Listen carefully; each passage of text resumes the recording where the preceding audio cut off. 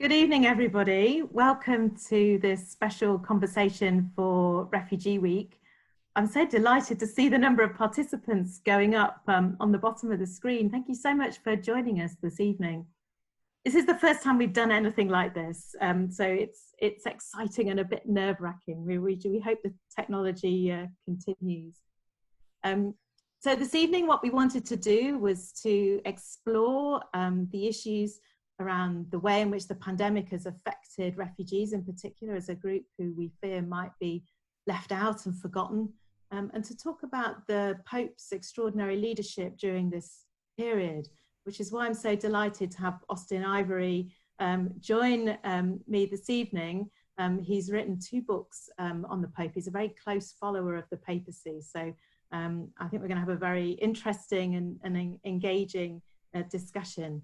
As Nick said at the start here, if you've got a question, please put it in the Q&A. Put it in the Q&A straight away because it'll take a while to sort through. So that will enable Nick and the others to pick up the questions as we're going along. And we've got 2 short videos to show you from refugee friends at JRS who have particular messages that they wanted to give you this evening. So welcome, Austen. Thank you so much for agreeing to join me this evening. It's great to be with you, Sarah. Lovely to be with everybody tonight. Thanks for inviting me. Thank you.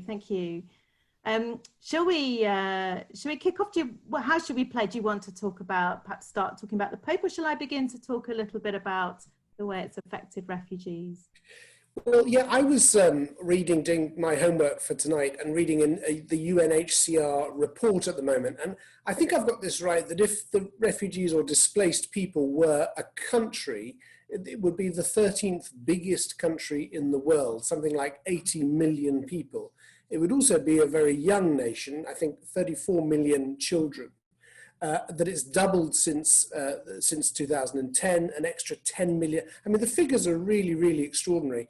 And then I read that, of course, as a result of COVID, the numbers because people are traveling less, obviously the number of asylum seekers has dropped. I mean, how are you seeing this time at the moment? I mean, is it first of all, in terms of numbers, but secondly, how are the people that you're helping, how are they experiencing this time? So at JRS UK, we work with people who've really been let down by the system well before COVID. They're people who have fled from their own country. They may have taken very difficult journeys to get to the UK. And then they've struggled to get their story heard and understood in the asylum process. And they find themselves destitute. That means they're not allowed to work. They have no income. And they may also experience periods of immigration detention, from which actually few properly fully recover. It has a really devastating impact on their psychological health. So we work with a population whose lives are precarious, even without a pandemic. And when the pandemic hit, it had a devastating impact on people's ability to survive, really. If you're destitute, you're completely reliant on charities to provide you with everything that you need. And you're reliant on your friends to put you up.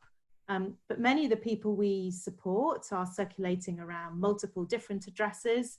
If that address that night doesn't hold up, people find themselves street homeless. And of course, what happened during lockdown is that friends who would previously allow someone to stay on their sofa or on their floor just couldn't support an extra person. And so people found themselves street homeless, in a serious way, perhaps for the first time, and without any access to money for food, for mobile phone credit. So a really desperate situation. I mean, in the time that I've worked for JRS UK, I've not faced anything like this. The people that we work with they will often dip in and out of crisis, but to experience this where everybody went into crisis immediately. And we as an organization, of course, like every other organization, we were unable to provide the service that we would normally do, where people would come to us and we'd be able to be very present to them and close to them in our day center. So it's been it's been very challenging for us to respond, actually. And how has it worked with the day centre? Because I mean, normally you'd have people coming, and presumably you've had to have social distancing measures. How does that work?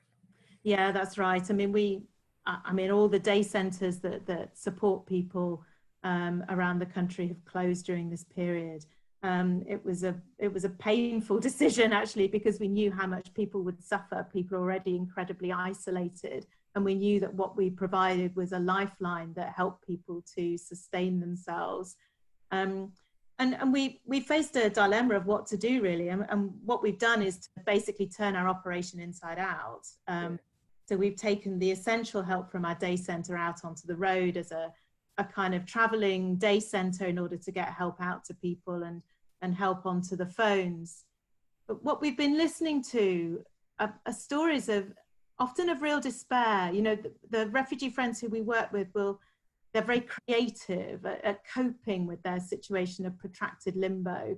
Often they volunteer in multiple places. They have this enormous strength and resilience, but when their opportunities to volunteer are taken away and the places for there to have contact are taken away, it's been very, very challenging.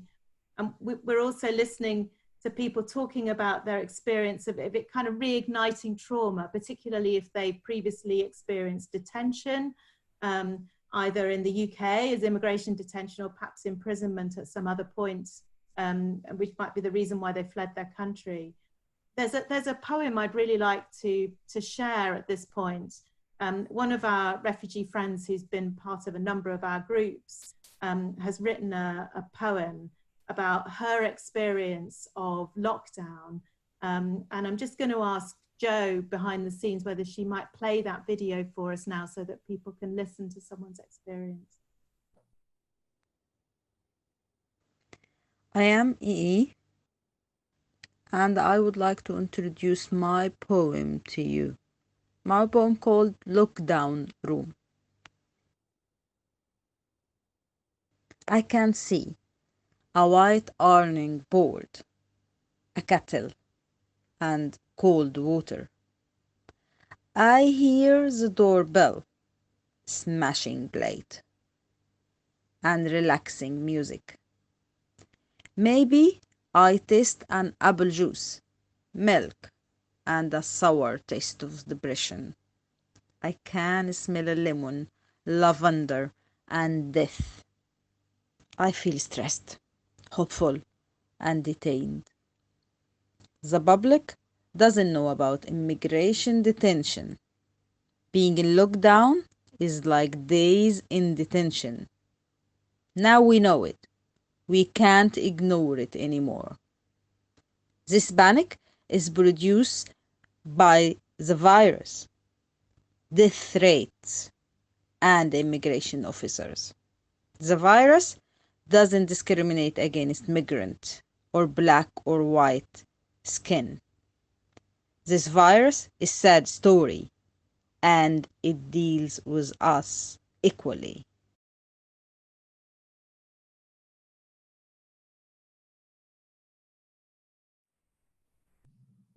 Wow, yeah, very powerful. Of course, she says at the end, the virus deals with us all equally, but in a way that's not true, is it? I mean, so many of us, probably many of the people who are watching tonight, will have had a very mixed experience these last couple of months. Obviously, a lot of vulnerability and some suffering and so on. But I think a lot of people have said, actually it's been an extraordinary time to recover family bonds, to reconnect with nature, to sort of restore our sense of the values of things. But all that assumes that you have a reasonable home, you have a network of family and friends, and you have, even if you're at home and you're not working, you have meaningful activity, which of course you can have when you have stability and when you have a future. Really what that poem tells me is that without those things, actually lockdown is a kind of detention. I mean, when you've literally got nothing and you've got no hope and you've got nobody to talk to, what's the difference between that and being in a detention centre? Yeah, I mean, I think she makes that point very, very powerfully, that the virus can affect any of us. It can bring us all low. We've all got a shared experience of vulnerability and precariousness, which is something that Pope Francis has been saying. I mean, in the message that he's recently released about migrants and refugees, he talks about that, about this kind of shared sense of precarity. But on the other hand, some people's lives have been devastated by it. Some people it reignites trauma. Some people it means abject hunger. It means no access to anything that you need for your basic needs. And we also know that the refugee friends that we support are in the group who are disproportionately impacted by severe COVID as well. We know that that's hit Black and minority ethnic communities harder than anybody else.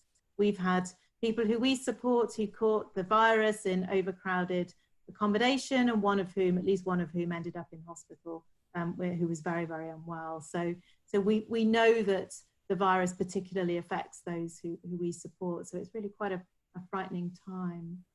Austin, sorry. I was going to say, I wanted to pick up a bit on Pope Francis' leadership, actually, because for us as a Catholic organization, we found his words very consoling. Some of his narrative I found particularly helpful during this period to explain what we're seeing. And particularly, I mentioned those words a minute ago around this kind of analysis of a shared precariousness, and hoping that we would, I suppose, drill into that, to contemplate suffering. And this is something that I know you've picked up on, particularly you picked up on this in your article that was published in the Tablet around Easter, and it's been a theme of your book that I'm enjoying reading at the moment, The Wounded Shepherd. Can you say a little bit about that?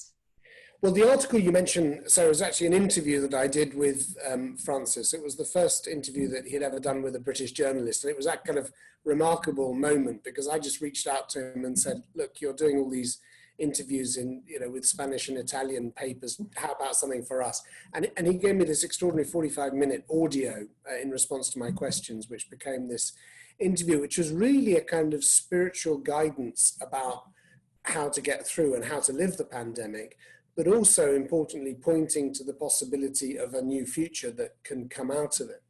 And he, at the heart of really everything he was saying to me, and the most important part of the interview, was about halfway through when I'd asked him about whether this is the opportunity for a kind of different kind of economy, a different kind of a society and social, of conversion, essentially, social conversion.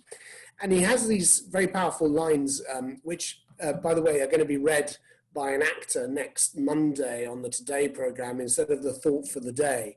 And he says in these lines, talking of contemplation, how important it is at the moment to see the poor.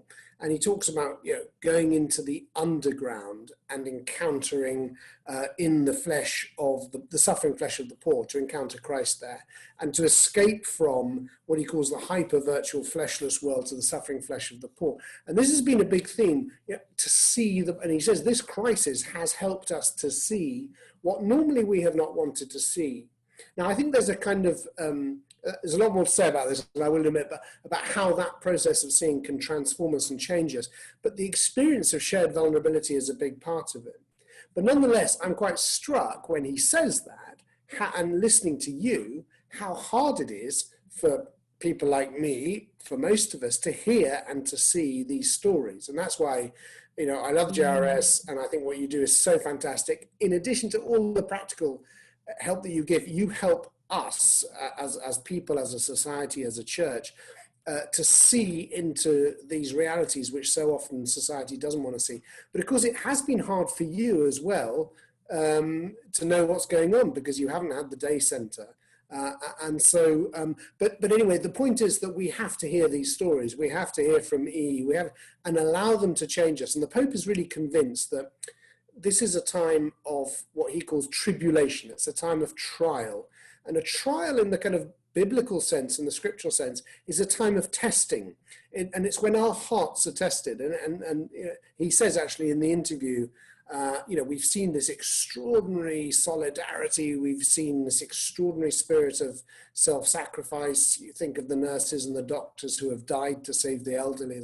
Because we've also had the usurers. We've had people who want to just lock themselves away and look after themselves. It kind of brings out the best and the worst in people. And I think there's a lot about that. And I think that for him, the big test at the moment for our society is, are we capable of seeing and listening to what we before didn't maybe want to hear, experiences like the ones you're talking about, and will they change us and our priorities? I mean, in a way, we've, I said, because obviously the day centre was needed to close, and we had to go where refugees are.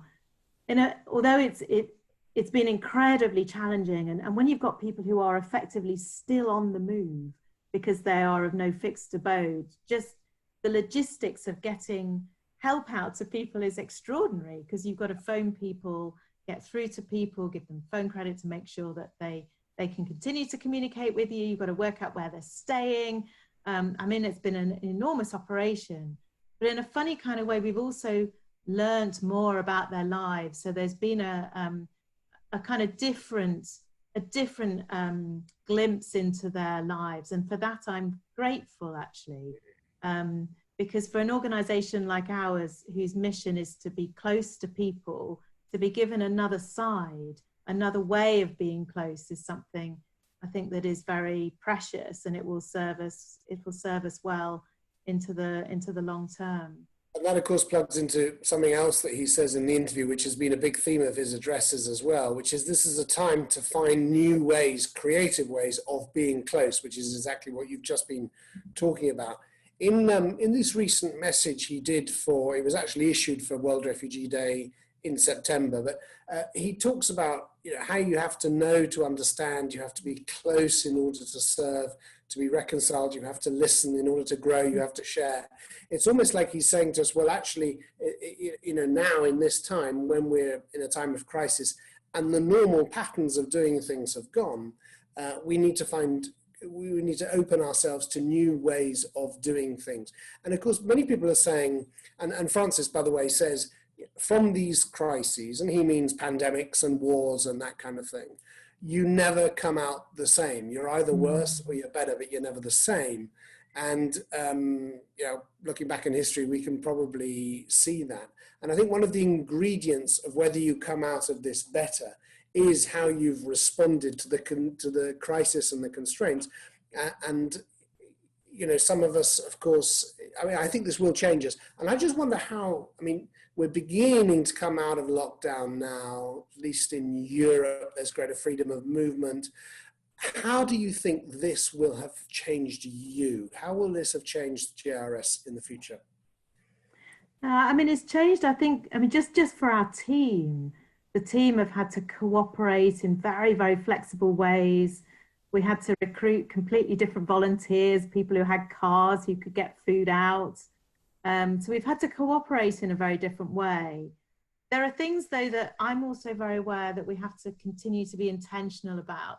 There's a very, statement you just mentioned a minute ago, there's a very beautiful phrase at the end that really struck a chord with me, where he's speaking about service.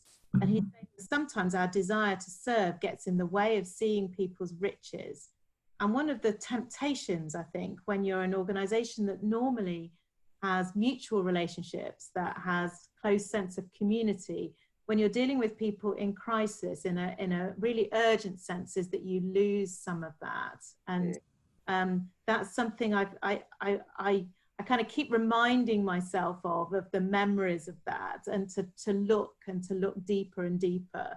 And I know it will return. We were already finding, as we're able to kind of take the edge off the hunger, if you like, that people are engaged again in groups, and the creativity and the humor and the extraordinary resilience that helps us through, that our refugee-free friends have, starts to just exude again.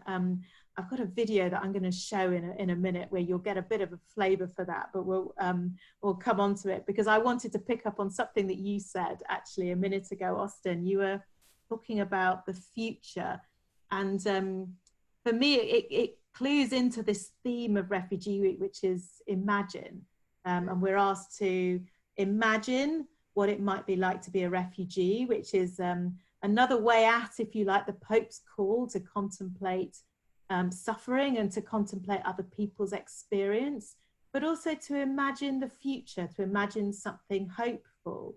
And the Pope's been trying to help us through that a bit, hasn't he? So can you say a little bit more about that? Well, one of the things he said in the interview when I asked him at the beginning, how are you living this crisis? And he listed a series of actions. This is very Jesuit, of course, to act against the temptation to go into yourself and despair, actions of solidarity, praying for people, praying for specific people, stepping up the activities of the papal charities, helping the homeless and the poor around the Vatican.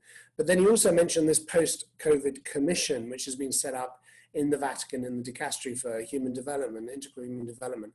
And and since the interview, we've learned a lot more about it. So one of the things he said to this commission, which is really a group of experts in the Vatican who are very much linked to the Laudato Si, that same team.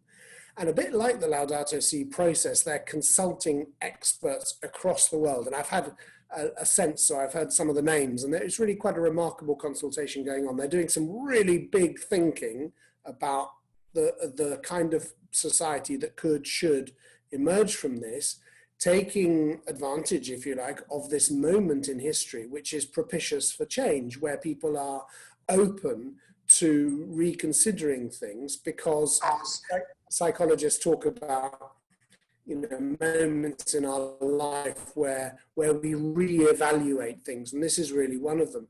And what he said to this group was not prepare for the future, but rather prepare the future. In other words, he sees the church right at the heart of this. And I think he sees this is the moment that the church needs to give that kind of guidance to the world. Now, I've heard from the people involved in the commission that there are three teachings in Catholic social doctrine which are very, very important at this time. It's just worth mentioning them. The preferential option for the poor. How does everything we do impact and include or not the poorest and most vulnerable? And obviously migrants and refugees will be part of that. Secondly, the universal destination of goods. The goods of this earth we all have a right to.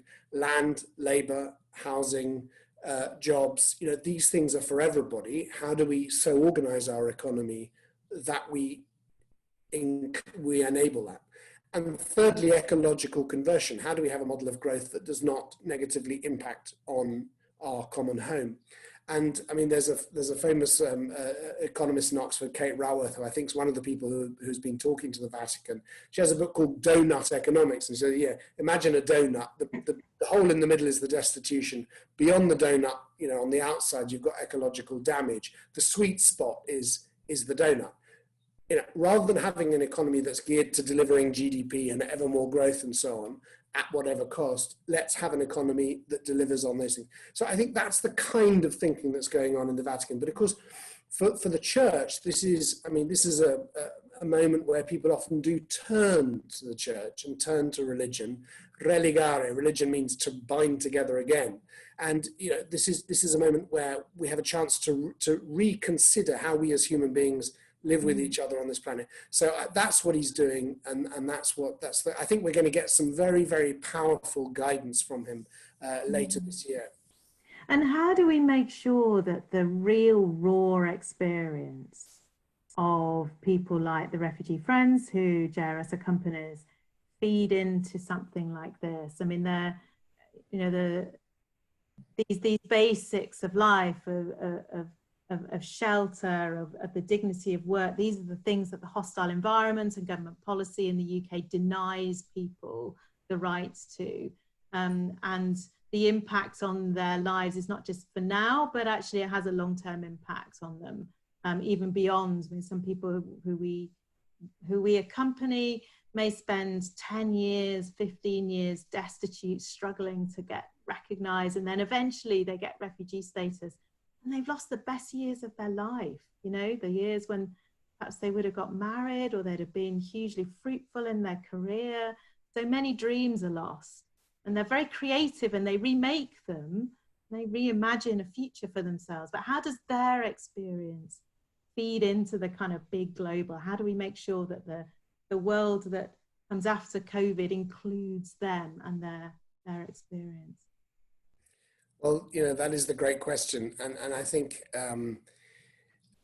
he would say, I think Francis would say, that hope arises when you have an accompaniment that takes place, that where you're willing to listen and to see and to feel the pain and to listen to the experience of the other. And that is transformative. I mean, this is not rocket science. We all know that the big moral awakenings happen in society when the experience of people comes to the fore. I mean, you just think about the abuse of minors, for example, has been a major moral issue in the last 20 years. And it's only when the victims stepped forward and started to talk about their experience. We've had it with the Me Too movement. We've had it, Black Lives Matter. I mean, these are all eruptions of consciousness. Sometimes I despair, and I think, why can't we have a kind of Migrant Lives Matter movement, where people are in the streets? Because here we have this, I started off talking about, this hidden nation, right? And every time I speak to you, Sarah, I remember my days in Citizens UK when I helped to organise this campaign, which, by the way, persuaded Boris Johnson at the time of the merits of a regularisation campaign. But I remember just talking to people, whether they were asylum seekers or undocumented migrants who had been here a long time. What a waste! What beautiful people, what beautiful talents, and why are we not as a society finding ways of embracing these talents and these experiences? And I think it's when people make that connection, and we move away from the abstract discussion about policy, because it's interesting, isn't it? The Pope is quoting in this in his message we were just talking about. He's quoting Pius XII's great encyclical on migration, Exules Familias Christi, something like that. But it's still actually the major church teaching on this issue. And Pius XII simply says there two things in a wonderful kind of Catholic way. He says, people have a right to migrate and nations have a right to regulate their borders, And somehow between this polarity, as Francis would say, we have to work it out. Well, we have to work, but we can only work it out when we listen to the experience. And so I think somewhere there is the answer. Francis, of course, uses, doesn't he, these great, his policy, as it were, on this is summed up in these four words: welcome, protect, promote, and integrate. And he's been saying this now for years. This is what should guide our response to refugees. How do we get that into the post-COVID world is, I think, a big challenge for all of us. And this being close to, which links so closely with our own mission, and this motive at JRS to be close, and to be close even when we are forced to be remote because of lockdown. It's still ingrained in us that's our prime purpose, and our service comes out of that. I'd really like to show you a little video. It's an interview that Megan, one of our team, did with one of our refugee friends, Basirat, and she talks a little bit about how the situation is affecting her, and also about Home Office policy and what it's like normally. But you just you get a great sense of the huge strength of the people that we work with, and why they're such a joy actually to work with. Joe, I wonder if you might share that video for people now.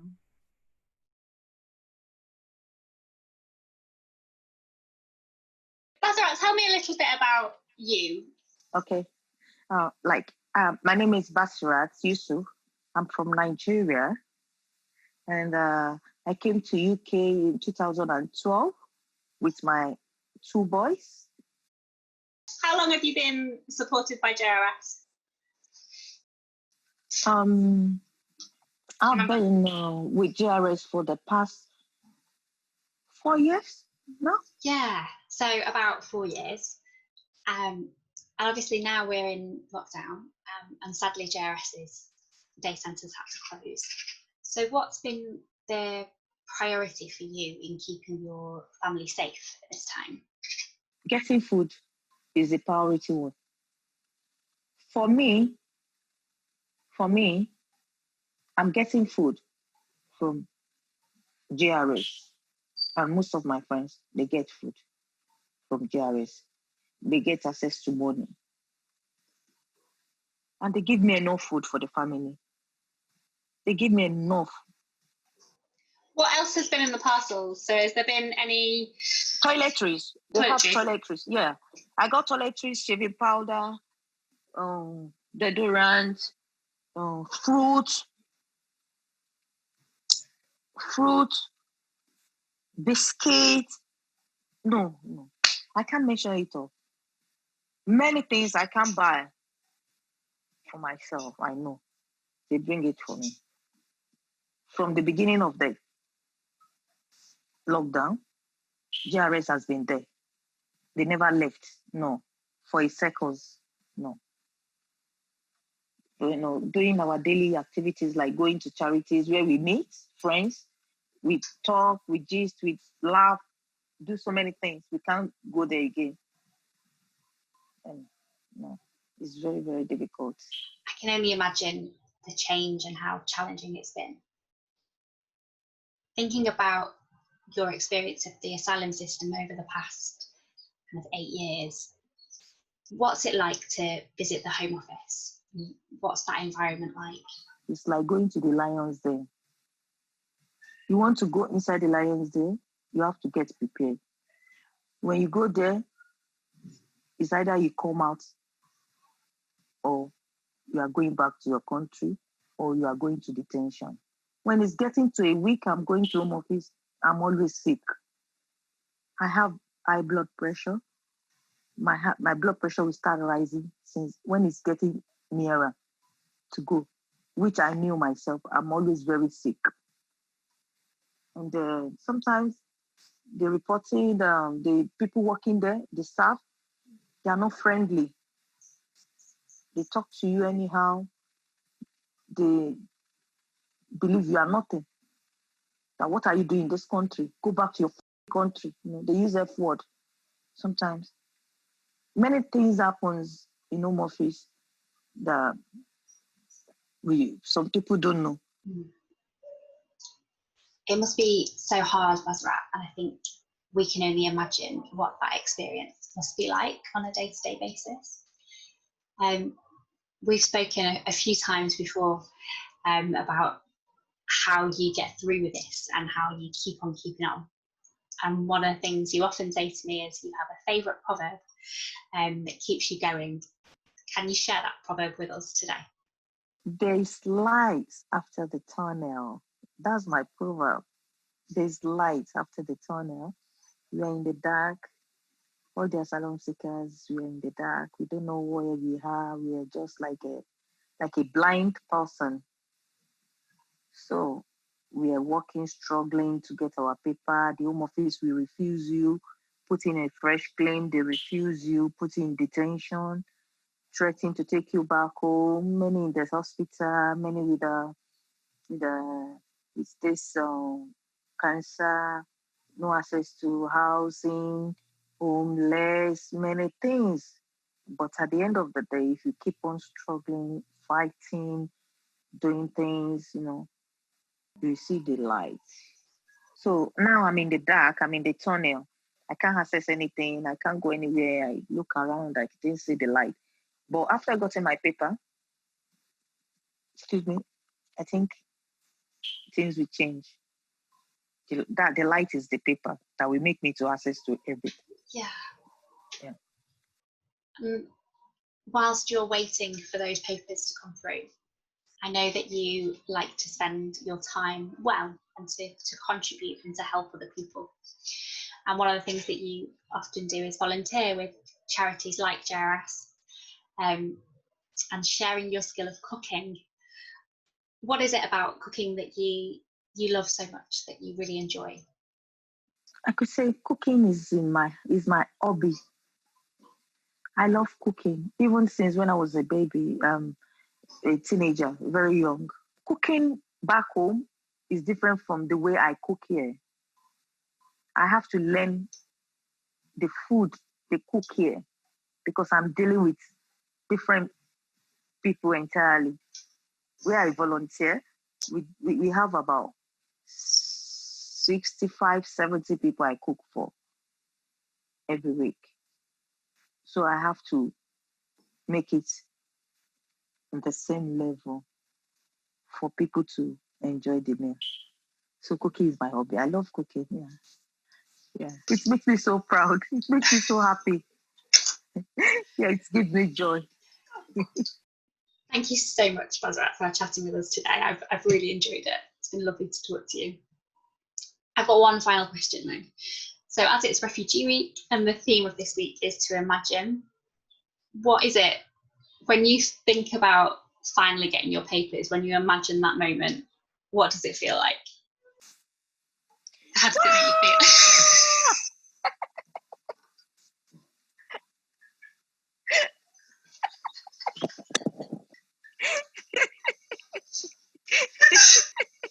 Love it.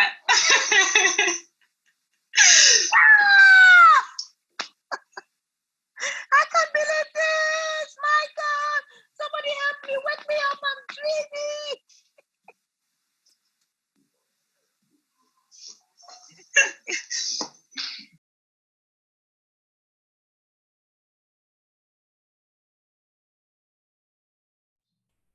Wow, it's like she's obviously rehearsed that moment often in her mind.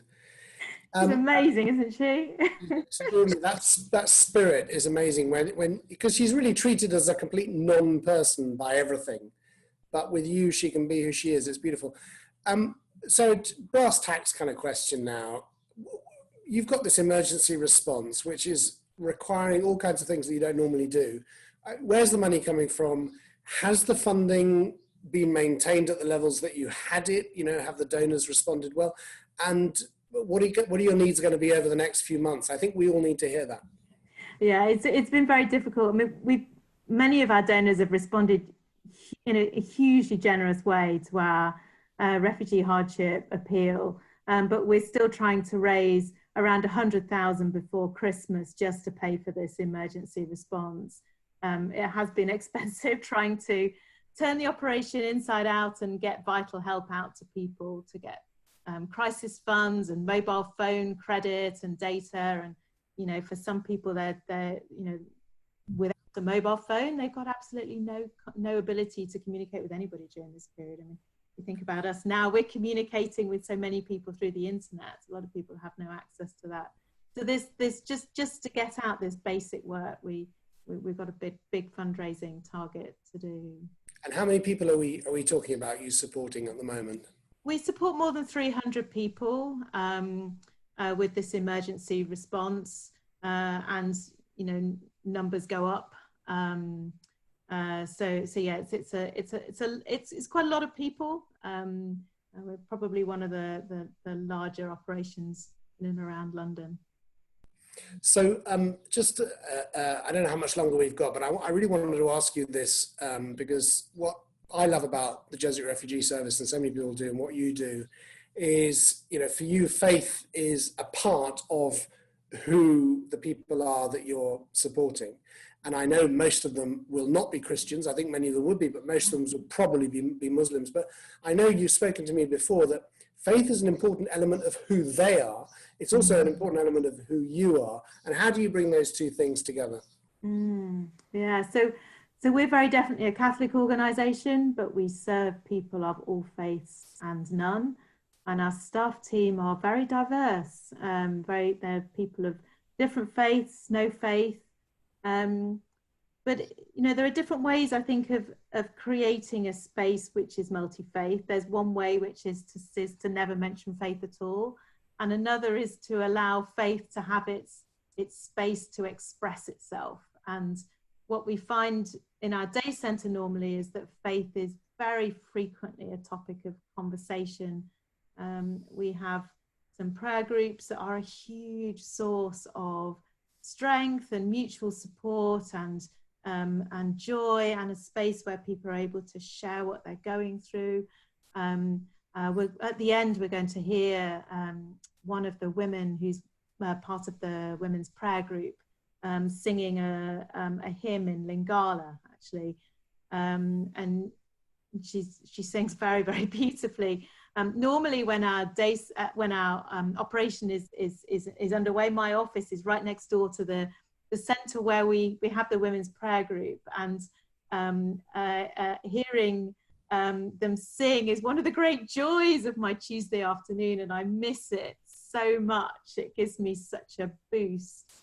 Dr. Anna Rowlands, who's a theologian at Durham, did some work with us where she talked to our refugee friends about what it was that gave them strength and what mattered to them. And what was really interesting was just how many of them talked about faith, and how for many of them it wasn't just a kind of prop, but actually a source of transformation. It was a place where they felt agency and were able to act with the world. So it was a really interesting analysis of how important faith is. So we try to create a space where people are able to talk about the things that matter to them most. And what matters to so many of them is that actually, even in the midst of this often extreme suffering, they have a strong experience of God being very present to them. And as you're speaking, I'm thinking of one of the writings of Pope Francis's in this pandemic, which was an article he wrote for a Spanish magazine called appropriately. Oh, that's beautiful, that one. Oh, yeah, so I love that one. About the women who in a way enable the resurrection because they're able to be there alongside suffering. Do you know about it? Yeah, that particular passage really moved me when he speaks about the women accompanying Jesus in death and in despair, but because they're able to be present, they go expecting to anoint him in death, but they're able to be present to receive the anointing of the resurrection. And it really moved me, because I think our experience at JRS is that of being present, that by being present, actually we often find that we receive much more than we expect. And even however difficult it is, there's something very remarkable that you're often taught in those exchanges. And I think it's important for people like me who try and support you from afar, but we actually feel pretty useless most of the time, because you're on the front lines, we're not, you're doing the help, we're not.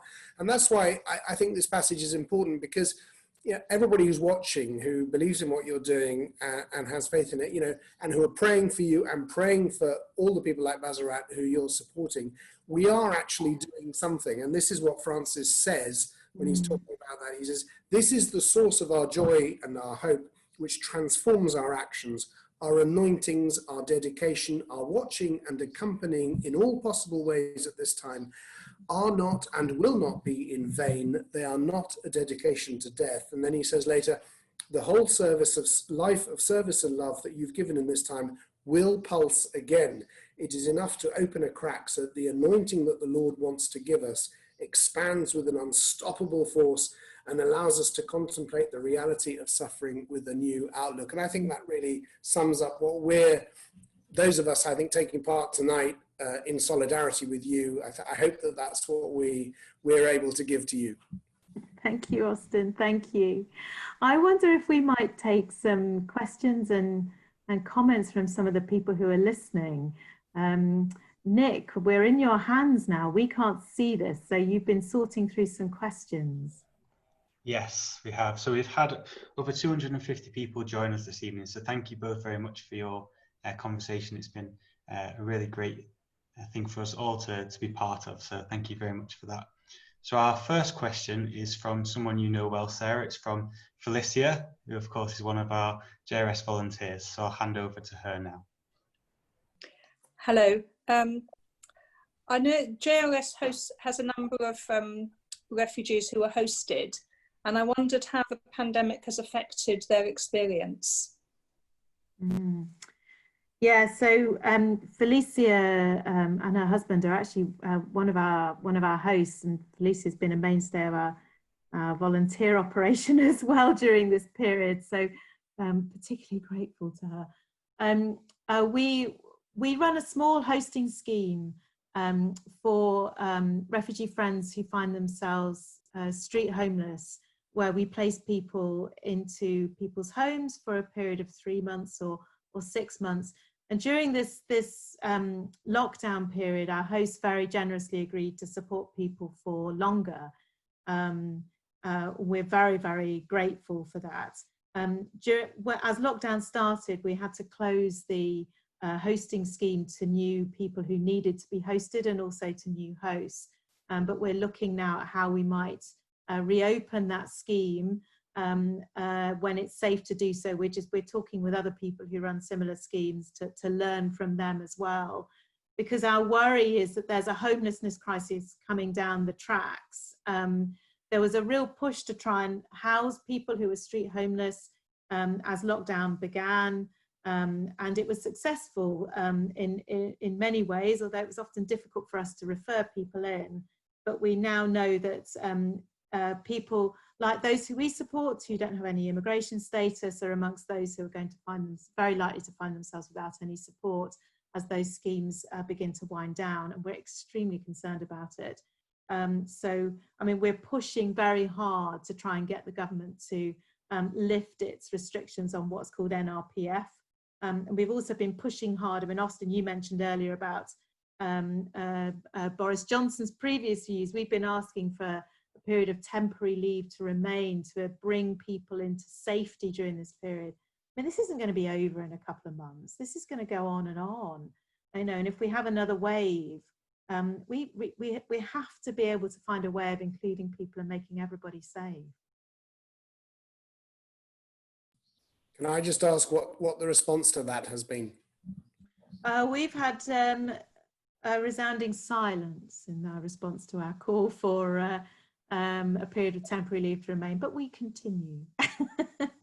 We continue. We had a very large number of organisations working on the front line like us who said this was hugely important. And one of our refugee friends published a brilliant opinion piece in The Independent talking about his experience and why this was the thing that was going to make a difference. Really powerful stuff, more powerful than any argument we could make. But we continue. It's not over yet. Thank you both very much. Another question. So we have another question. This one I'm going to read out. This is from Jeff. And he said that this morning he attended a CAFOD webinar where one thing that really struck him was, he said that we don't ask for money without asking for prayers. And he says from his own experience, the daily prayers on Facebook during lockdown have helped him mentally get through this time. How does the use of spirituality in your work make JRS different to other organisations, and how does it help our work? Well, it's integral. I mean, it's certainly, in terms of my sense of calling to work for JRS rather than anywhere else, it's really hugely important to me. It's my own motive for doing this particular form of work. I mean, Pope Francis, I'll pick this point up in a minute. I'll ask Austen perhaps to say something about the way in which Pope Francis speaks about the combination in a sense of prayer and of concrete action at different points. But during this period of lockdown, we've been meeting with some of our volunteers in the morning for Zoom morning prayer, and it's just been a way and a sense of keeping that sense of community going, which has been very consoling for us, actually. I also want to say, though, that not everybody at JRS is a person of faith. Not everybody who works there, works in our organisation, is Catholic, but they all have this sense of calling to do this work.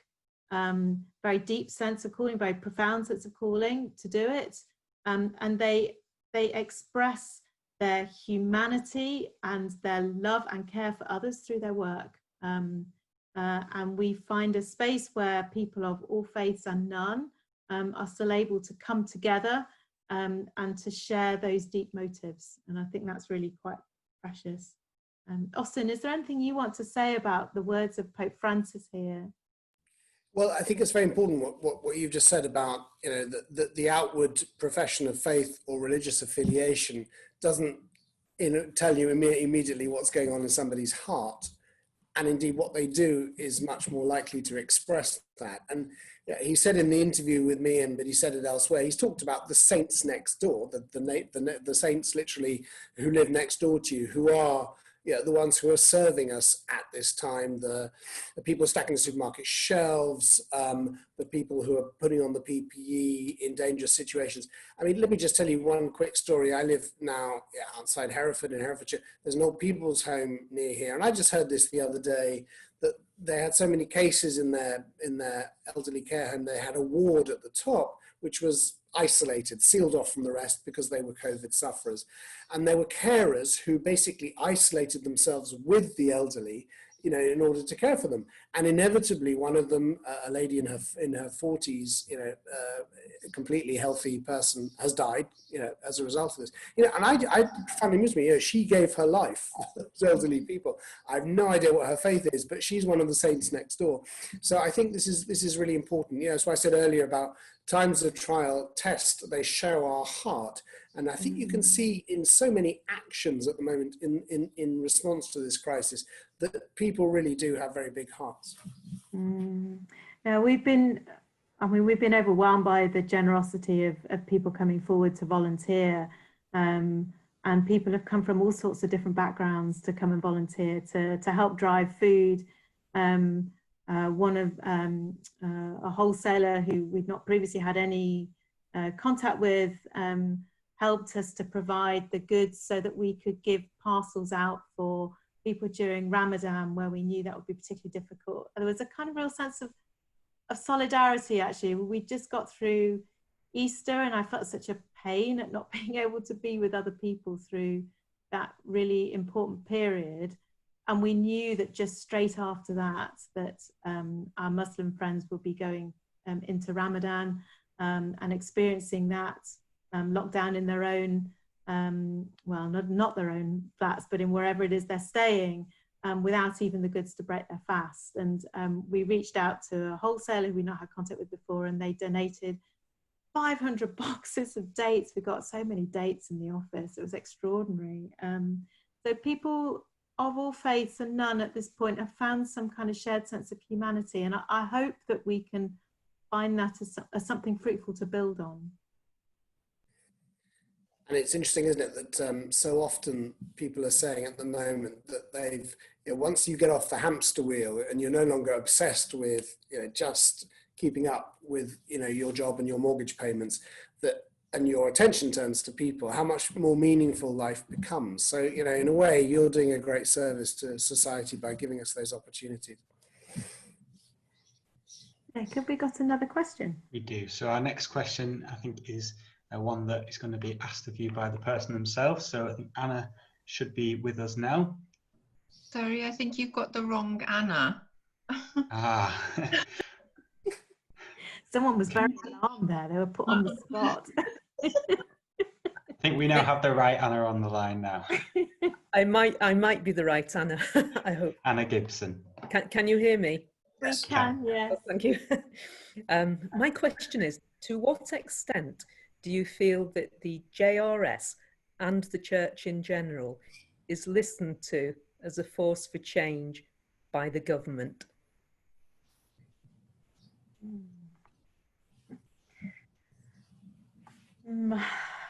I'm not convinced that the government are listening to very many people at the moment. I don't know whether or not JRS and the church are singled out for not being listened to. I also think maybe the onus is on us to be listened to in different ways. It's not just a question of shouting, but also what we do, and sharing our message as widely as possible, inviting people into the circle of accompaniment with us so that they can, as Austen said, to pray for us, to help us, to volunteer with us. There are so many ways people can get involved at the moment. And they also share the message. They become a part of a kind of wider community. Are we listened to? I think it's our job to keep speaking, and to keep speaking the truth, and to keep pointing. Now, Austen, do you think the church is listened to? Well, yeah, I mean, I think the problem is that when the government turns to the churches and listens to them, they tend to treat the churches either of two things, either as if they were an NGO. So, well, yeah, fine, you're part of the charity sector, so yeah. or your sole occupation is worship and what we might call ritual questions. And I think in the latter, the church, the government on the whole is respectful of the church. In other words, when the church talks about it, things to do with its own functioning as its own religious freedom, as it were, then the government tends to be respectful because they're aware that people have faith. But when the church starts to speak about, you know, social matters and about what we would call the kingdom of God matters, the government suddenly closes its ears because it then says, oh, well, you're now part of the charity sector. There's a disconnect between those two things, and that's why, you know, we have to keep making, in a way, that connection. I think when people, there are moments, and you know, we can pick them out. There are not many, but there are moments when, as it were, the religious imagination and the social imagination meet, and then we have real change happening. I mean, you know, on another time we could talk about examples, but I mean, I just want to mention Sarah's incredible work in ending child detention.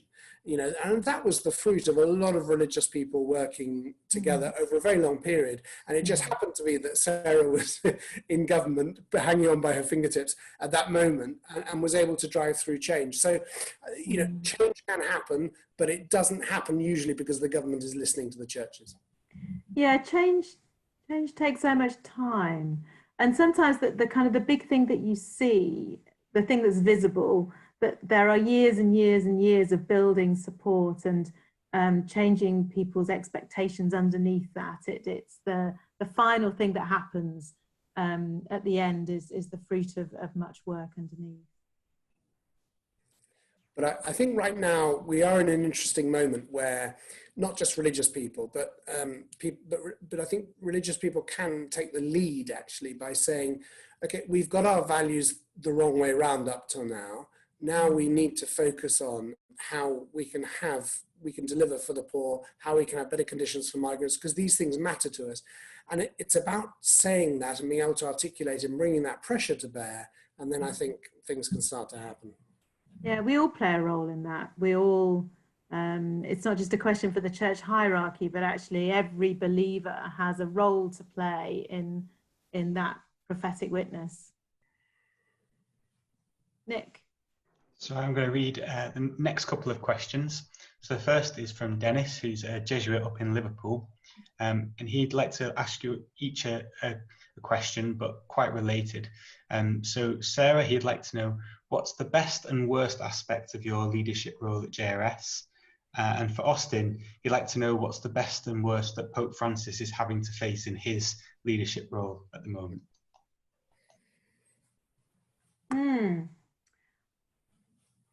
I think the best part of my job is always the times when I get to spend time with refugee friends.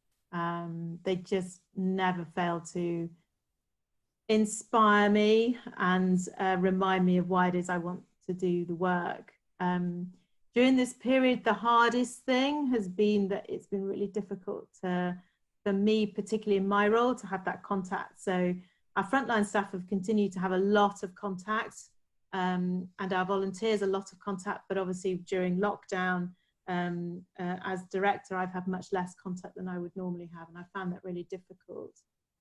But I think maybe I'm going to embarrass my staff team at this point and say one of the best things during lockdown has been to watch the courage of my staff team and the way in which they have responded. You know, God always gives you something to inspire you. And here at this time, it's been the courage and the resilience and the flexibility of our staff team, of all different ages and all different backgrounds, who've just given so much of themselves to reach out to refugee friends, when sometimes it's been very, very difficult to them. And I think that's been my best thing during this period. Austen. It's a great question. I think for Francis, the best things about his job, his role, and this is how he sees it, is opening up spaces, or as he would put it, processes that allow the Holy Spirit in. You know, he's a great believer. He uses this expression in Spanish, el desborde, the overflow, that if we give the Holy Spirit a chance, which mostly we don't, we'll be flooded, we'll be over. The solutions, the answers will, way beyond our own schemes and thinking, will be there. And I think when he's done that, you know, in the synods and in great moments in his pontificate, I think those are the moments where he's felt that, you know, he's doing what he should do, which is put the Holy Spirit in charge of the church. And I think the most frustrating moments are the contrary of that, which is to say where he's encountered in the church ideology, rigidity, functionalism, a kind of adherence to, well, this is how we have to do things, or this is what tradition dictates. I think he sees that's for him the dynamic, in a way, of his leadership, is how to confront those forces which don't allow the Holy Spirit in, and how he can break open those spaces. Very interesting. Thank you both very much. So we've got just over 5 minutes left, so I'm going to read one more question, and then we'll have a live question just to finish off. Marguerite would like to know, obviously the practical help with food and deliveries is very urgent, but she'd like to know, Sarah, if you could say a little bit more about how JRS are responding to the mental health of our refugee friends during this time.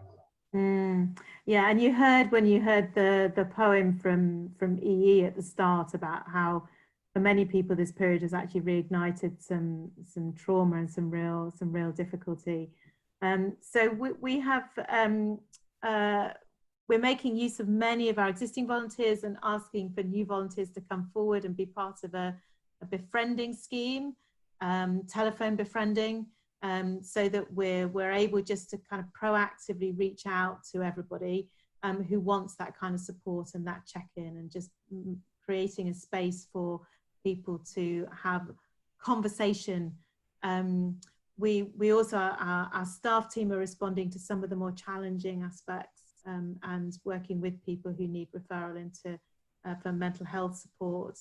But we're also getting going our activities again. So we normally have a flourishing array of activities in our centre, and you saw that amazing photograph of Basirat with her hands in the air. Well, that was on the Visio. That was Basirat and the team at the community kitchen. And in fact, the community kitchen are cooking together on Zoom on people's mobile phones. They've agreed a recipe they're going to cook, and quite a lot of us on the staff team are joining them. I think it's a curry next week, so we've got ingredients out and to people to do that, and everybody's going to cook together and share some fun again. I think fun is a really important part of being human, and just creating space for humour and laughter is vital. And so our groups have got going. Community Kitchen are cooking again. The creative arts team are cooking.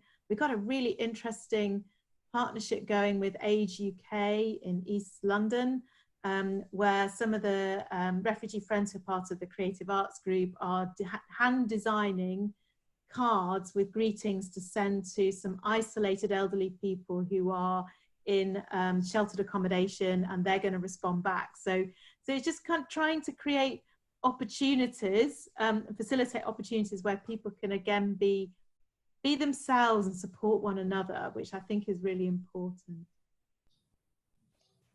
Thank you very much, Sarah. So we're going to ask Emanuela to ask the last question. I think her question asks a little bit about what you've just touched on, Sarah, but I'll hand over to Emanuela now. Hello, hi. Thank you so much both for sharing your experiences and the refugees' experiences with us.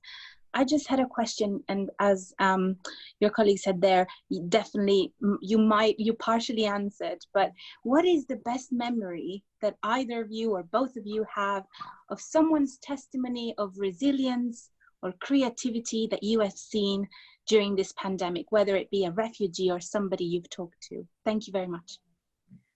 Ooh, okay, the best one. There are so many little examples of people's resilience and strength during this period, and even beyond that.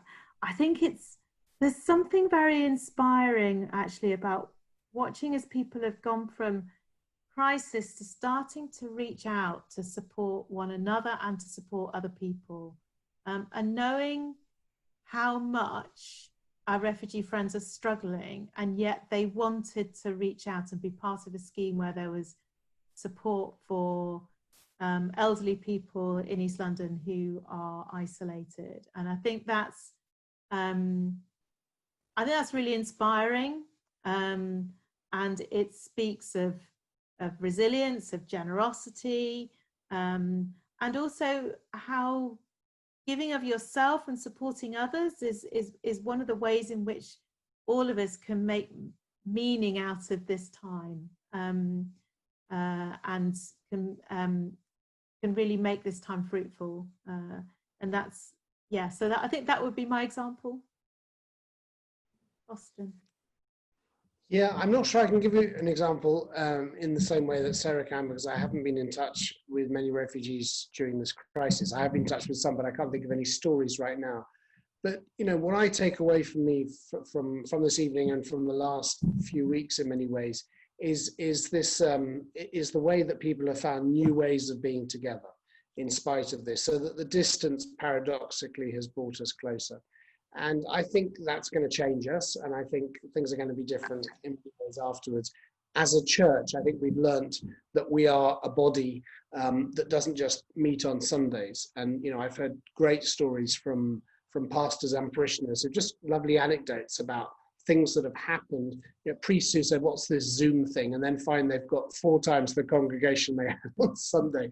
You know, you know, the fact is we haven't made use as a church, as a society, of the amazing technologies available to us to be closer to each other. And so my kind of hope and prayer from all of this is that we find new ways of being together and listening to each other. We become more aware of each other, and above all, of our refugee friends. And if that's the case, and JRS is enabling that and helping us, then I think we might just look back on this time as a time of suffering, but also a time of blessing. Yeah, we have that choice, don't we, at this moment? A choice about how we use this time, a choice about how we use the crisis. Yeah, very, very inspiring. Thank you, thank you. I want to leave the last word to one of our refugee friends, who will sing us out in a moment with a hymn in Lingala that the women often sing at the women's prayer group. It's a very beautiful recording. But before I do, I want to say a huge thank you to Austen for joining. I found that really enjoyable and interesting. I think we probably could have gone on for ages. I've been clock watching to make sure that I didn't wind over the time, but I think there's plenty that we could have picked up on and talked about. And a big thank you to the staff team working very hard behind the scenes to keep the show on the road and make sure that this the technology actually didn't fail us, which is remarkable. So thank you very much. And I hope we might just play out with the beautiful voice of Mary Paul. Thank you very much. Yesu ndeko na bolingo yo lingi ngai mingi yo kufela kingai yo talisi ngai nsela yemba aleluya ngai nalingi kolo Yesu. Aleluya na Yesu. Ngai nalingi kolo Yesu. Aleluya na Yesu. Yesu yo malamu, Yesu yo malamu mingi, yo pesa kingai bomoy. Eko zala fena seko, bomoy eko silate. Yemba aleluya ngai nalingi kolo Yesu. Aleluya.